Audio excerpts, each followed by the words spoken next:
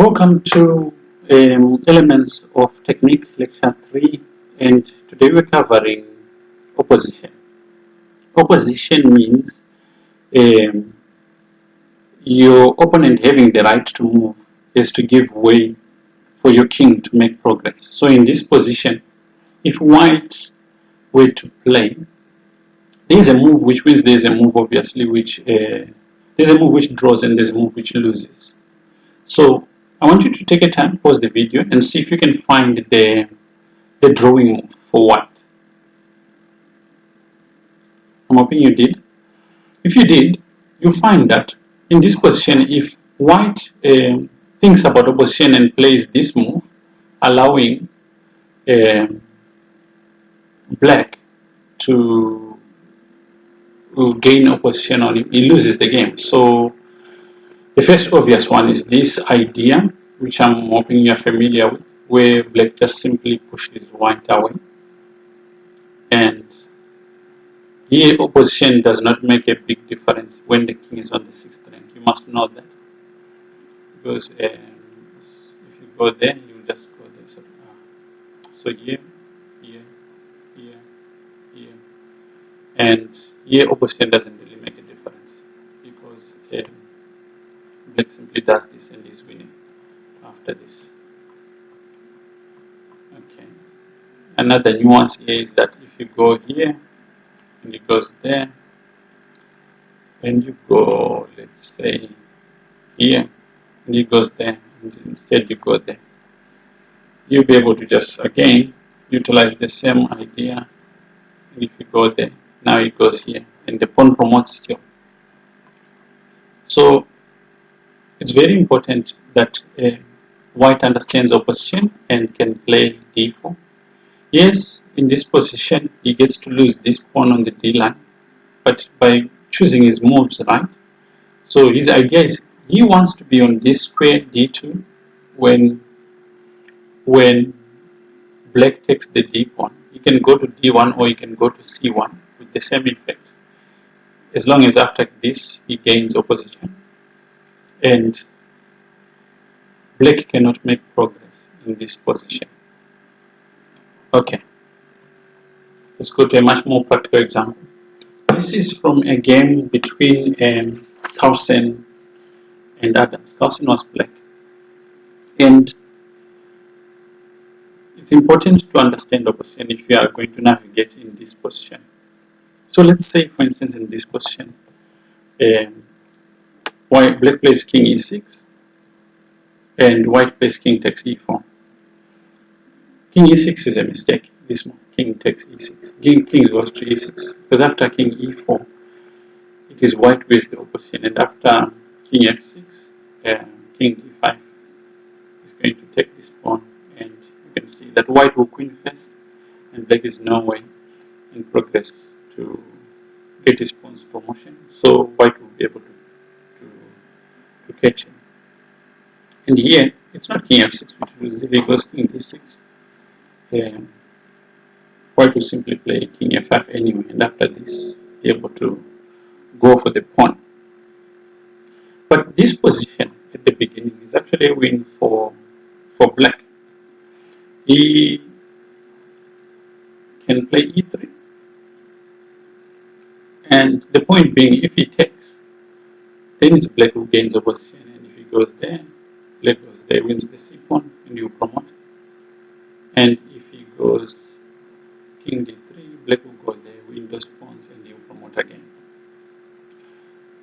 But after e3, white tried a clever move, king f3.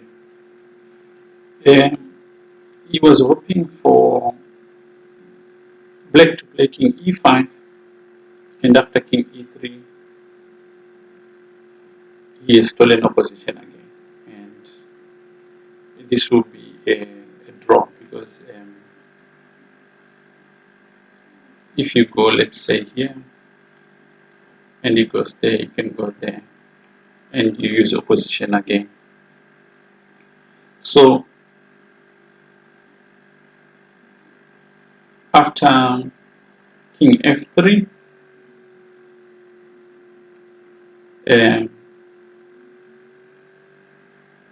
right move would be king e6, with the idea that if he takes the pawn, then you go to e5, gaining of opposition. So Adams goes king e2, and Black again goes king f6, again preparing that if you take the pawn, you'll go to e5. White then tried king f3 one last time, but Black had this move king g5. And White has run out of useful moves, because now if he goes king g3, then you go e2. He began the queening race. So he took on e3, and Black took on g4. Then he went king e4, and Black took on h5. After king d5, Black started his race with g5, and after king c5, he went g4, and after king d4, he went g3. Now the king raced to stop the pawn with king e3, and after king g4, the king can't approach the pawn, and it's quite clear that Black will promote first. So this is a very good example of utilizing opposition to overwhelm your opponent.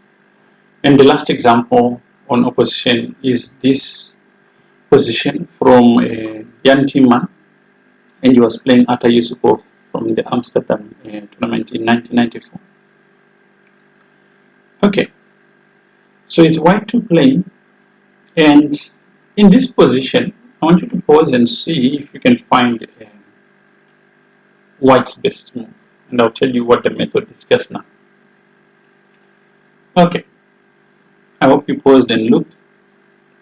In this position, natural moves like king g3 would lose here, because now Black would go king g5, and after king h3, pawn push f4, pawn takes, king takes, and after king g2, king e3, king f1,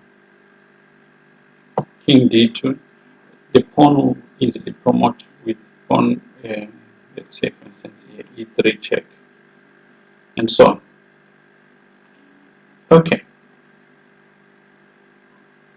so going back again, if in this position after king g3, king g5, if Black goes king f2, there is a clever move here by Black which ensures a win for him. Pause the video and see if you can find it, because it's not the normal stuff. For instance, if you play f4 here, it's a draw. If you play king g4, you play king g2. Okay, so I hope you did, and you managed to find king h4, because now after king g2, it is Black who has the opposition, and white has to give way with king f2, king h3. Okay. Now, white saw that the Black king is on a light square. So white had to look for what we call corresponding square. The trick here really is you have to keep an odd number of squares between the kings. So either 1 square or 3 squares or 5 squares. So in this position, king g2 is the key move. So if Black goes, let's say king g7, you have to keep the number of squares in between odd. So you play king g1, and you're keeping what we call distant opposition. So if he goes king f7,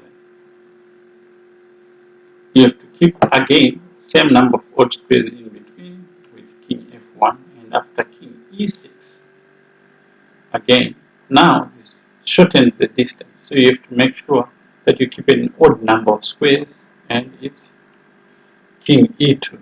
That's all there is to distant opposition. So if he goes king d5, now you notice that you cannot play the illegal king d3, but there is a certain setup in this position which is weird about this pawn, which allows king d2 to work for white, because okay, in this position